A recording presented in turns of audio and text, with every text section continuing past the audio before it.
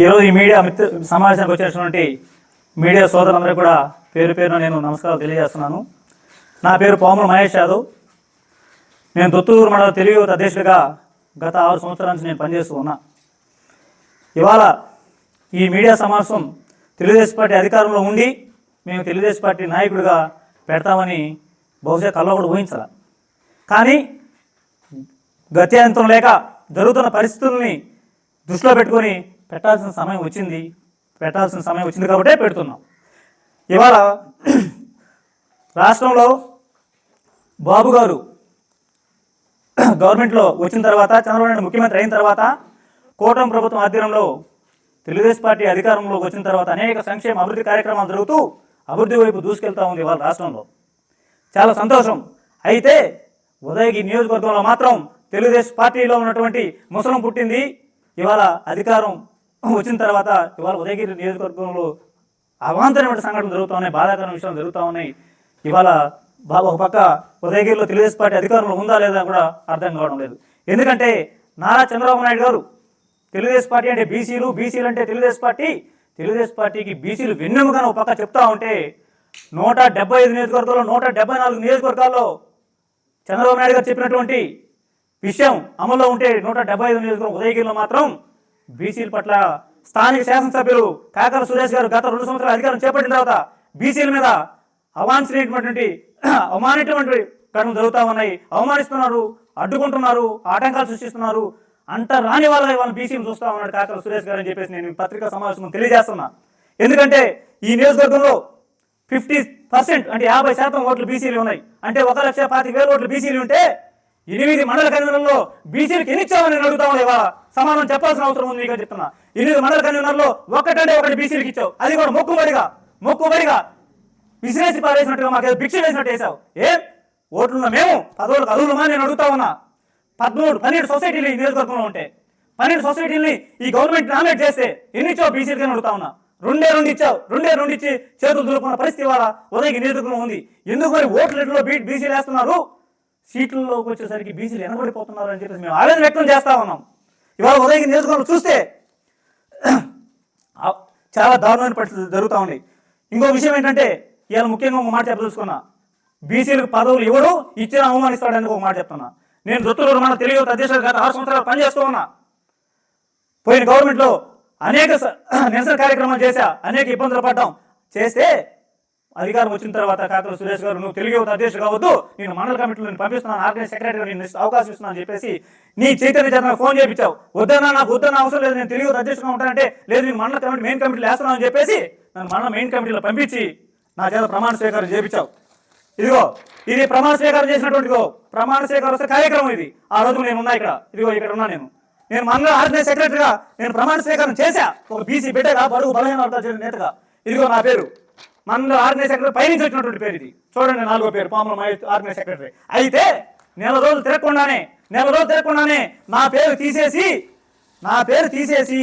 నువ్వు వేరే పేరు పంపడం జరిగింది. ఆ పేపర్ కూడా ఇక్కడే ఉంది, చూపిస్తా మీకు. నా పేరు తీసేసి వేరే పేరు పంపడం జరిగింది. బీసీలకు పదవులు ఇవ్వడం, ఇచ్చిన తర్వాత అవమానించడం నేను నైజం అని చెప్పి నేను వాళ్ళు తెలియజేస్తా ఉన్నా. అయినా మేమేమి భయపడం. ఈ పదవులు ఉన్నా లేకపోయినా మేము పనిచేస్తా ఉన్నాం తెలుగుదేశం పార్టీకి అని చెప్తున్నా. ఇంకో విషయం జరిగింది. నారా చంద్రబాబు నాయుడు నియోజకవర్గానికి వచ్చారు, ముఖ్యమంత్రిగా వచ్చారు. ఈ నియోజకవర్గంలో అనేక శంకుస్థాపన కార్యక్రమాలు చేసిన తర్వాత 850 మంది కార్యకర్తల సమావేశం పెట్టారు నారా చంద్రబాబు నాయుడు నియోజకవర్గంలో.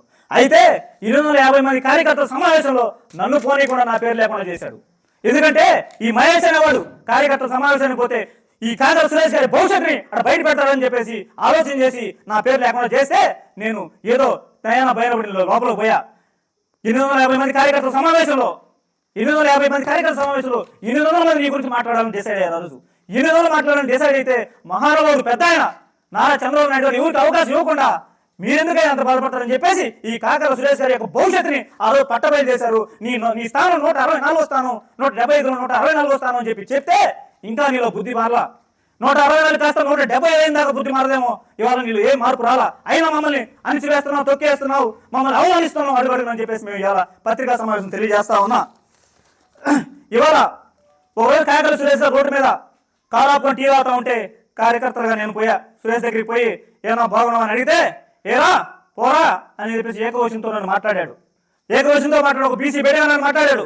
నేను అదే రోజు నేను మాట్లాడడానికి నాకు సంస్కారం అడ్డొచ్చింది. ఎందుకంటే నారా చంద్రబాబు నాయుడు గారు నేర్పించినటువంటి మేము ఆయన క్రమశిక్షణ కలిగిన నాయకుడు కాబట్టి ఆయన నాయకత్వం పనిచేస్తున్నాం కాబట్టి నీకు ఉన్నటువంటి శాసనసభ్యులైన పదవిని గౌరవించి తనలో దించుకొని నేను పక్కకు వచ్చానని చెప్పేసి వాళ్ళు తెలియజేస్తా ఉన్నా. ఇంకో విషయం ఏంటంటే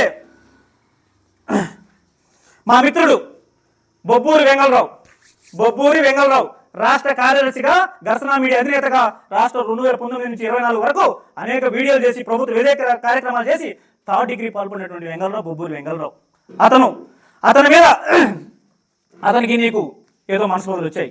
మనస్పర్ధలు వస్తే అతనితో మాట్లాడదని చెప్పేసి అతనితో మేము కలిస్తే మాట్లాడదని చెప్పేసి ఆఫీస్కి పిలిచి మీరు ఏం పీకుతారు, వాడు బచ్చా బ్లాక్ మెయిలర్ చేటర్, వాడు నువ్వు కలిసి ఏం చేయగలరు, మీరు ఏం చేయగలంటే అన్నా వాడు మా ఊరోడు, నా తోటి చదువుకున్నాడు, మా మిత్రుడు, ఒకవేళ మీకు మనసులో ఉంటే ఉండొచ్చు మాట్లాడుకున్నా ఎట్లా అన్నా రాష్ట్ర కార్యదర్శి నా మిత్రుడు అన్న చంద్రబాబు నాయుడు దగ్గర లోకేష్ దగ్గర అత్యంత సన్నిహితంగా ఉన్నాడన్న అంటే అయినా కుదరదు వాటితో మాట్లాడడానికి లోపల బచ్చా బ్లాక్ మెయిలర్ చెప్పిన మీరు నువ్వు మీ అన్న కలిసి హైదరాబాద్ 5 గంటలు నెల్లూరులో మీ ఇంట్లో 10 గంటలు వాటితో రాజీపై కాలబేరానికి పోవడం ఎందుకు పోయాలని చెప్పి నేను చెప్తా ఉన్నా. ఇవాళ నేను మరి మేము వాటితో కలిసి మాట్లాడదాం, మేము సంకరానికి పోతే రాజకీయంగా నువ్వు అన్నావు, మేము మరి సంకరానికి పోతే మీ అన్నదమ్ములు హైదరాబాద్ 5 గంటలు నెల్లూరులో 10 గంటలు మీ ఇంటికి పిలిపించుకొని కాలబేరానికి పోయి మీరు ఏమైపోతారని చెప్పేసి నేను పత్రికా సమావేశం అడుగుతా ఉన్నా. దీనికి సమాధానం చెప్పాలని చెప్పేసి కాకర సురేష్ గారిని అడుగుతా ఉన్నా. మీకో న్యాయమా మాకో న్యాయం అని చెప్పేసి అడుగుతా ఉన్నా. ఇవాళ మమ్మల్ని బ్లాక్ మెయిలర్ స్టేటస్ అని మాట్లాడావు, మీరంతా బ్లాక్ మెయిలర్ స్టేటస్ అని మాట్లాడావు. మేము కాదన్న బ్లాక్ మెయిలర్ స్టేటస్.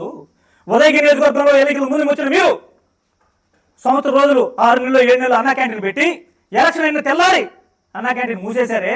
ఉదయగిరి ప్రజలను మోసం చేసింది, బ్లాక్ మెయిల్ చేసింది మీరా మేమా అని అడుగుతున్నా. ఎలక్షన్కు ముందు ఆరోగ్య సంజీని రథం తిప్పి ఎలక్షన్ అయిన తెల్లారి నీ రథాన్ని లోపల పెట్టుకొని ఎవడన్నా ఒక నాడిపట్టి చూసావా? ఎలక్షన్ అయిన తెల్లారి ఒక మాత్ర పిల్లలు ఇచ్చావా? తెల్లారి ఎలక్షన్ అయిన తెల్లారి మరి నువ్వా ఉదయగిరి ప్రజల్ని బ్లాక్ మెయిల్ చేసింది మేమా అని అడుగుతా ఉన్నా. మేము కాదు బ్లాక్ మెయిలర్స్, ఇక్కడ పుట్టి పెరిగాం, మాకు ఈ పరిస్థితులన్నీ తెలుసు, మేము తెలుగుదేశం పార్టీ కోసం పాటుపడుతున్నాం, మేము కాదు బ్లాక్ మెయిలర్స్ అని చెప్పేసి మేము ఒకసారి గుర్తు చేస్తా ఉన్నాం. నీకు మీరేదో గెలిచారు, నేను ఎమ్మెల్యే గెలిచానని చెప్పేసి మీరు పైన చూస్తా ఉన్నారు. ఈ గెలుపు నీది కాదని నేను చెప్తా ఉన్నా. ఎందుకంటే ఆ రోజు నిండు సభలో మా తల్లి లాంటి భువనమని అవమానిస్తే ఆ రోజు డిసైడ్ అయ్యారు ఈ ప్రజలంతా నారా చంద్రబాబు నాయుడు ముఖ్యమంత్రి చేయాలని చెప్పేసి